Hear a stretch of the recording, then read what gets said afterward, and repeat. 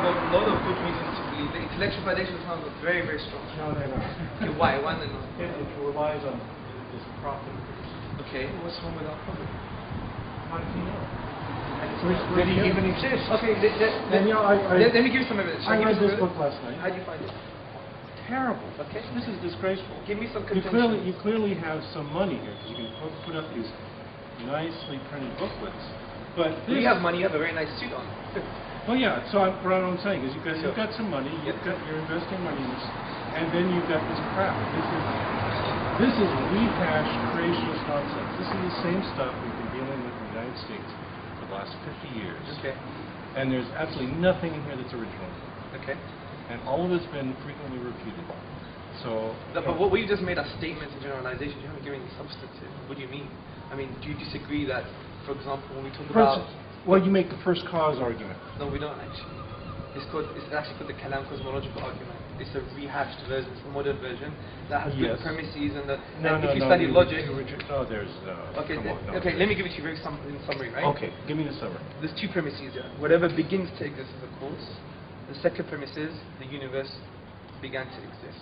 Okay, and we could substantiate that philosophically and using astrophysics. Then the conclusion, which makes it a sound and valid argument, is that then the universe has a cause. So if the universe began to exist, it has a cause. So let me just repeat that. Okay. One, whatever begins to exist has a cause. The universe began to exist, therefore the universe has a cause. It doesn't mean it's God though. But we use conceptual analysis. That's right. I'll point out two things there. Good. And one is that modern physics does not support your claims. Okay. You can have spontaneous things just popping into existence. They do all the time. Okay. Can I address that? And, well, first, and let me make my other point, which is that, as you mentioned, pointing out that there was a cause does not imply a God. I agree. So why do we care? You didn't let me finish. Okay, now you're going to finish. Okay, good. So first thing, in terms of random quantum fluctuations and subatomic events that don't correspond to causality, well, that's a particular view amongst physicists, which is an indeterministic view. We don't have to hold that view.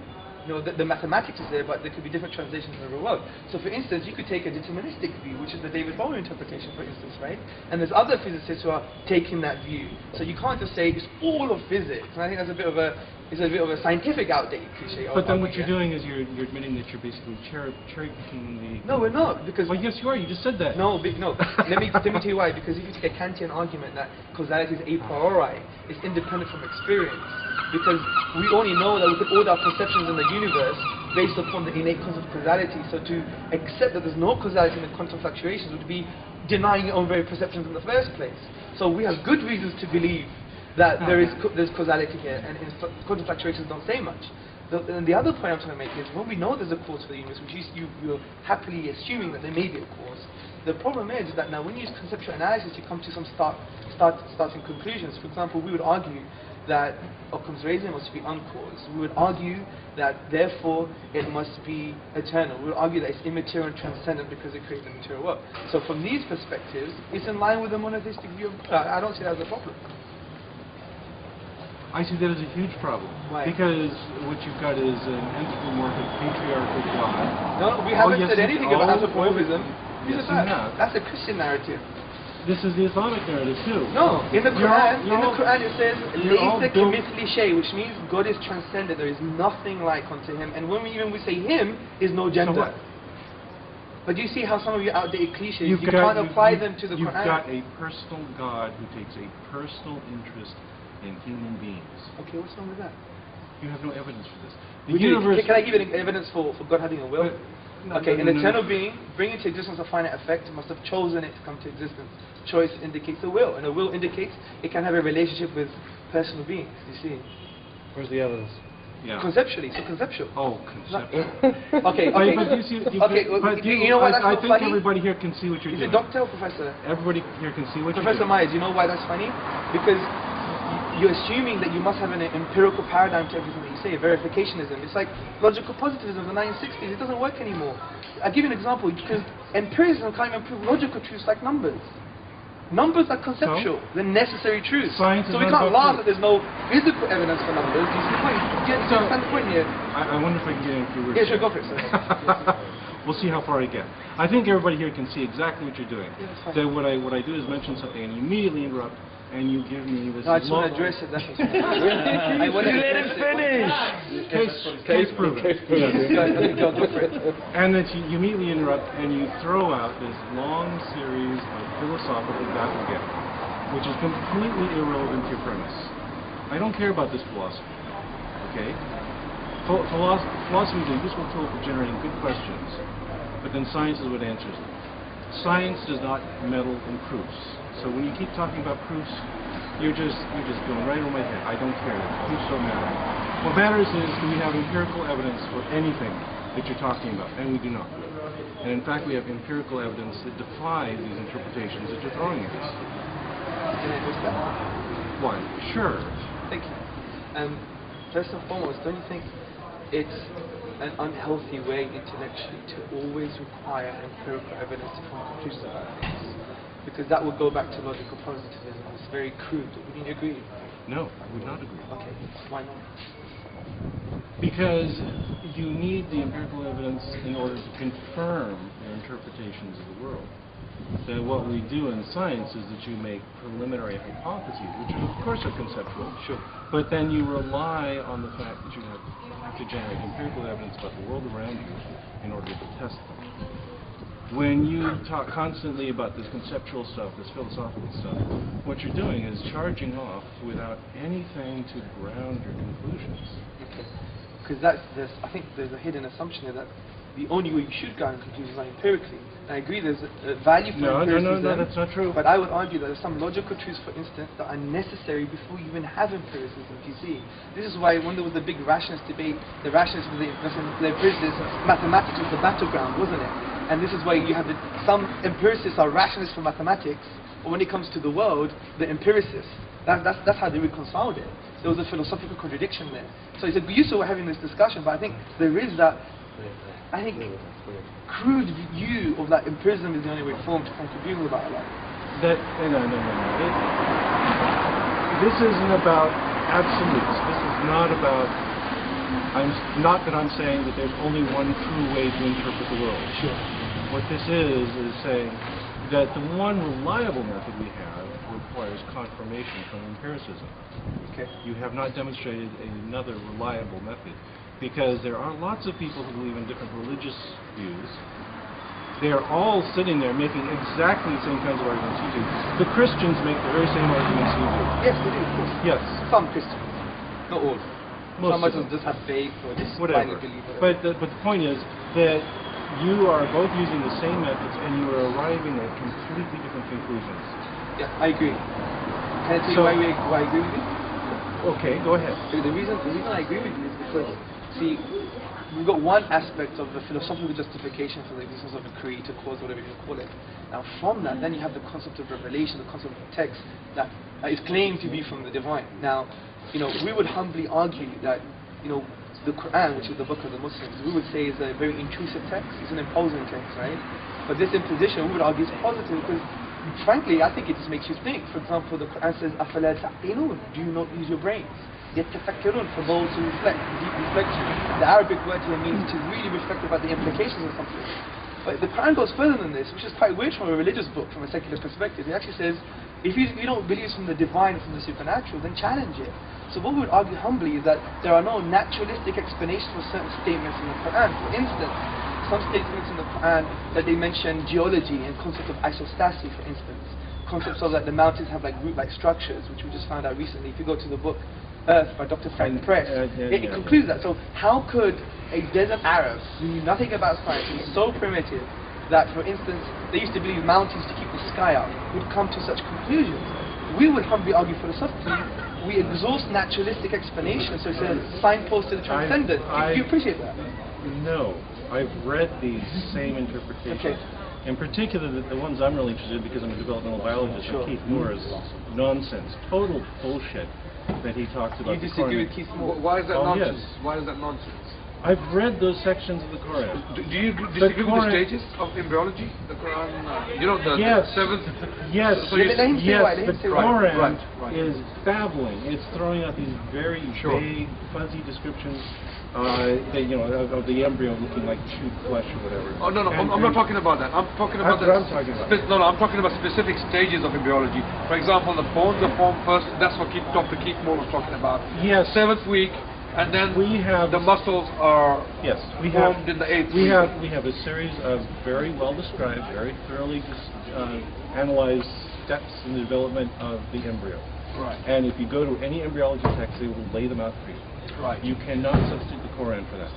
When you look at what the Quran says about it, it is vague, it is ambiguous. Sure. It's the kind of stuff that a desert nomad might guess about what's going on. I mean, I would disagree. I mean, wouldn't be able to guess the formation of the bones in the 7th week Yes. straight after. The word Yes. is summa in Arabic, straight after. Immediately. And So that's- when we do scratch the surface rather than have a superficial But understanding, again, I think we'll get it no, better, right? this is again something where the Quran is basically stealing from Greek embryology. Galen, yeah. Well, I'm talking specifically about Aristotle, who's Okay. made these other Well, mentions. Aristotle's embryology, if you study it, I mean, I'm sure you've studied it. Yes. He believed that fetus is formed by the mixture of menstrual blood and semen. Correct. Well, Quran doesn't make any statement like that. And on top of it, even if we go further to Galen had No, but many stages of embryology, and the Quran doesn't have any of those things. My Yeah. point is that there's very little about embryology in the Quran. You- What there is. Details are not there. You're right. Yeah, That's the right. details are not and there. what Yes. what details are there Yeah. are obviously cribbed from Aristotle. No, Yes. not at all. You can't make Not that at all. link. The reason you can't make that link is because Which particular- you would have to assume that the Prophet Muhammad, peace and blessings be upon him, would have known what was right, taken it, and then threw away what was wrong. I mean, that's a big assumption. You're it's claiming not. supernatural here. What I would say is that Muhammad was a man of his times, that he was consulting with scholars at the time, that these were ideas that were current and empirical evidence? But there's no empirical or historical Evidence for that. There isn't. But it's just an assumption. But That's faith. No, I have faith that the Prophet Muhammad borrowed things from scholars. yes. That's faith. No, A man of faith, ladies and gentlemen. That is a reasonable assumption. No, how can it be? The alternative is to assume But the that history is counter to that. The history is counter to that. You see? you're saying that Muhammad was some kind of ignoramus living in a cave for all of his life? No, what I'm Not saying at all. was, even if your assumption was true, it would still be incorrect because the scholars of science at the time had no idea. They had absolutely no idea what was going on with regards to science. They thought that mountains were keeping the sky up. And that's not true either. Exactly. But this is why No, that's not true what you're saying about the scholars of the time. No, in Arabia, definitely that was the case. No, and in fact, there were no scholars in Arabia. In his city, there were only 17 people who could read and write. Forget the sciences and the complicated knowledge of scriptures. There were only 17 people in his entire tribe who could read and write. I'm just kind of surprised that your argument rests on the fact that you're arguing that Arabs were ignorant nomads who knew nothing at all. Yes, this is what we said. Yes. There were people who But there killed was their many daughters. Europeans at that time as Yes. well. I mean, a lot of people. I think the historical evidence shows that there's much more trade and communication going on than you are giving people credit Well, for. you can be ignorant and do trade. I mean, we have Yes. people doing trade today who are ignorant. And Look at the bankers today, man. What they've done to us. And that They've trade- kept all our money. and with trade comes information. Like I say, when we look at the descriptions of embryology in the Quran, and we look at the descriptions of embryology in Aristotle, Sure. they're the same. Well, in what way, sir? Would you like to give us? No, I just think they're the same. The discussion of the development of bones, etc., all these things, the fairly crude stages that are described in Aristotle, it's obvious. They have a point there. I'm willing to accept that. What I'm saying is, I'm willing to accept that there may be similarities, not that Quran borrowed from Aristotle. My contention is that the specific stages described in the Quran, how does that match with what Aristotle said?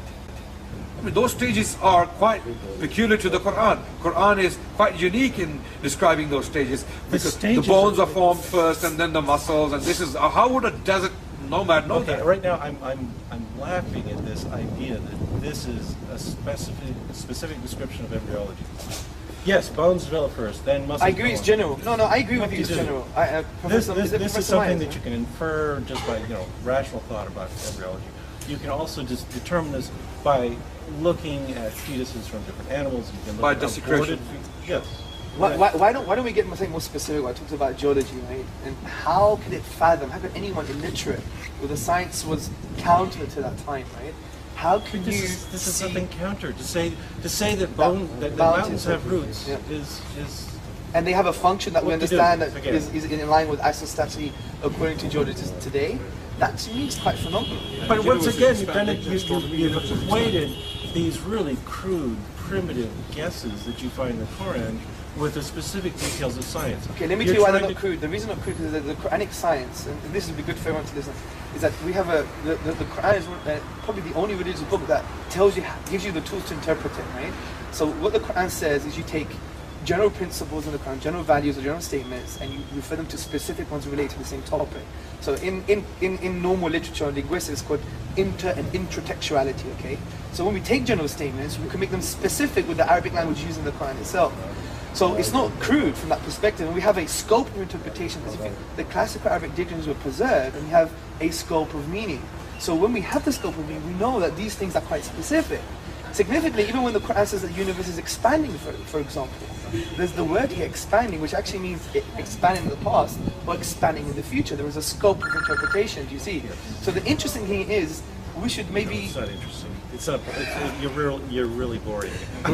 This is the same... Is that an atheist cop-out, maybe? No, this is the same story we get from Jewish scholars, from Christian scholars. They do exactly the same thing. Well, I'm not Jewish or Christian, I'm Muslim, and we're talking about specific issues. It's standard religious analysis. Yeah, but Professor Myers, wouldn't you think it would be highly arrogant of me if I said to you, what you're saying is typical atheists, what they say, they change the subject, they go to history and they say that you're the same as the Jews, you're the same as the Christians, and throw all these outdated cliches. Would you appreciate me doing that? Go ahead. But I wouldn't. Do you know why? Do you know why I wouldn't do that? Because I really want to engage with you. I really want to engage with you, that's why. But no, you do not. Yes, I do. You want to parrot dogma at me and have me No, accept it. I'm actually accepting a lot of your assumptions and premises. I don't have a problem with that. Well, you did also try to assert and project faith onto him. Yes. And Well, he we said it was an assumption. That's why. Okay, And- you can make an assumption based on evidence. Faith But he is said an he had no assertion evidence. based on no evidence. No, well, we've been Oh, talking wait, quite no, I do evidentially have here. evidence. Okay, That's what I'm go. telling you. That when, for instance, when Yeah. we look at Aristotle's words, when we look at the description of the Quran, we see a correspondence. Well, you That is haven't shown evidence. us any correspondence. Yeah, that's the point. That's a You haven't statement. shown us. This is a statement. Aristotle is like the Quran. How? How? We're still asking. I'm like Einstein, everyone. Aristotle also described the emergence of bones and muscle Right. in sequence. Right. Okay. And it's like the Quran. And it's like the Quran, which Well, is does Aristotle say the bones come first and then the flesh and the muscles? Does he say that? Are you sure? Anybody that works I'll let you think about this. well. anyone that if works you, with are you, Einstein are would you? be able Is to that figure what? that out. I'm not saying it. Can you Is are that you what, sure? is that what the Quran specifically says? Absolutely. This is exactly what the Quran says. Chapter 23. Because you just demonstrated the Quran is wrong. Yeah, but How? Professor Myers. Because How that's is it not what happens. In the Well, book. this is what the embryologists are telling us. The This is exactly what the embryologists are telling No, us. they're not. Okay. Embryologists. Let me tell you what Keith Moore said. I mean, you can disagree with him. He doesn't like people. I don't know why you don't. What he said on the page number 364A of his book, The Human Embryo, that in the 7th week the bones are formed, and immediately after that the flesh is formed, and the bones is are clothed with nonsense. flesh. Keith Moore is wrong. He's an embryologist. This is his field. It's my field too. I know he's wrong. You're an embryologist. That yes. Oh, great! Wow! That's news to me. Okay. So that's wrong because what happens first is you have differentiation of mesoderm. Right.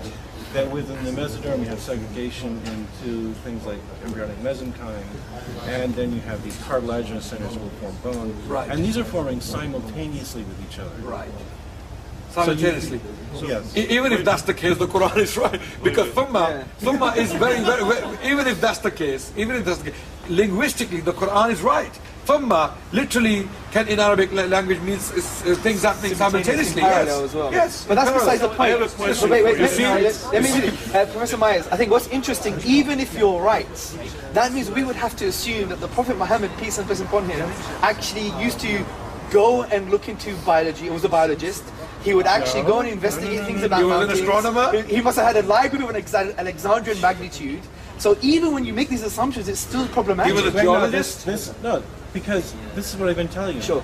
There are no embryological details of any consequence in the Quran. Well, This is not stuff. the details are not there. You're right. You're right. The This is details not are stuff not that there. requires a huge library to figure out. This requires a passing acquaintance with general knowledge about the primitive state of biology at the time. That's a fair point. Are you willing to accept now that Muhammad possibly had general knowledge about astronomy, hieroglyphics? He had knowledge of, for example, geology. Yep. He's talking about isostasis, something about isostasis. Okay, so he must have been going around studying with some scholars in Arabia. He wasn't a shepherd. He was a very literate man. The intellectual he was of the time. teaching in a university. He was an intellect, and all those people who believed in it at the time, there must have been blind bunch of bigots, and they just followed him just for the sake of it, just to have a drink. No, I've been saying quite the opposite. I'm saying that he's a man of his times, that he was part of a culture, Right. that the Arabs of that time were not quite as primitive and dogmatic and ignorant as you seem. Well, to it depends what books you're reading, sir, because this is my saying they have. I'm a historian from the University of London, and I'll refer you to the books of Irfan Shahid, who's an authority in this field, pre-Islamic Arabia, and he states that Arabs at the time were a primitive society. Yes. And now you're saying yes. Oh no, I agree. They were. They were primitive in the sense they were That's exactly what I'm saying. there was no Arabic language written down at the time.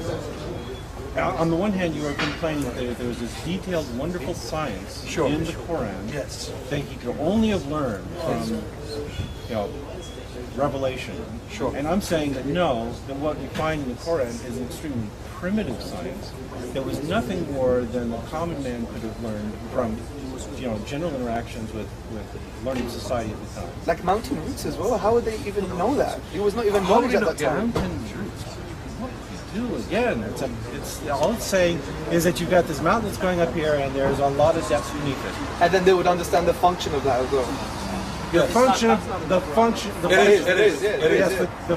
Quran is to anchor the crust and things, and that's not the case. That's again wrong. It's not to anchor the crust at all. What is it for? It's actually to, from my knowledge, it's actually to, like Archimedes' fulcrum point. Like that's what isostasis comes from. It's like another term to discuss the Archimedes' fulcrum point, and that's what another is there for. I think the really sad thing here is you're missing the enormous picture to focus on the pixel. Yes. Right. Okay. The enormous picture is that you have something that only communicates with the least credible possible proponent. And he wants you to believe impossible nonsense for no reason. And only if you believe impossible nonsense for no reason will you be saved. And you will get unimaginable rewards if you believe whatever the priests are selling. And you will suffer a fate worse than death if you don't buy into their nonsense. That's not true. That's quite a sexy way of looking at it, I think. A sexy way to look at it. I mean, well, There's a language barrier here. You're all about the sexy way of looking. no, you sexed it up slightly, right? Because actually, Professor, right? Yes. Yeah, But Professor Myers. What I discussed with Professor Myers was like actually the Quran is quite opposite to that. It's not a text that says believe just because I say so. Okay, then- It actually tells you to, for example, أَفَلَا تَعْقِلُونَ. In Arabic it says, do you not use your mind, your intellect? So Then let me it's clarify. telling you and trying to evoke thinking. You see? I just want to make sure we don't have a language barrier. So when I said that you are punished for not believing, you're saying that I'm wrong, that in your religion you are not punished simply for not believing. No, you're right, but it's bigger than that. It's an It's existential bigger than question. so I was right. No, okay. well- What else am I wrong about? Well, I think the way we connect with each other is not by having yes or no answers, but having a conversation, right? So Are you- it's an existential question. For example, see, Hold on just a second. I want you to think for a moment about the creator of the entire universe. Yeah. Doesn't give a rat's ass whether you do anything good or bad in your life. All that matters, the sole criteria, is that you are gullible enough to follow the story of the least credible illiterate proponent you can follow. That's the sole criteria, and that's all. No, that's not true. Okay, There's if two that's things. not it, Can I then an explain it to you? unbeliever could be saved. An unbeliever would not go to hell. that's true. If all unbelievers go to hell, then the sole criteria is gullibility. Let me give you an example. First and foremost, what we say is that the Quran says we do not punish anyone until they have given the message. And there is another concept in the Quran called Dalil Burhan, which means conclusive evidence that you require to be conclusive. Now the second thing is because the message is good for you. That's why. And we've seen that in history. So no, Now I can't. well, maybe no. There's another point. Let's not get stampeded. One second. No stampedes. Okay. The other point is an existential question because we believe in Islam of this philosophical principle called the fitra. Fitra means the innate disposition, and we believe that human beings have been created with the innate disposition to acknowledge oneness. Okay, it's a spiritual concept, the oneness of God. And what we say is, when we deny ourselves, that's why the question who you are is an existential question in the Quran. Who are you? Are you just a product of American society? Are you a product of capitalism? Are you a product of communism? Are you a product of the system? Are you a product of your parents? If you are, then who are you? You're just like a social biological robot that someone types in the code and you just act in accordance. And the Quran says, don't do that. Think about your reality. And it says, are you just going to follow your forefathers? And it says, literally, even if they were based on no knowledge, it's an existential question.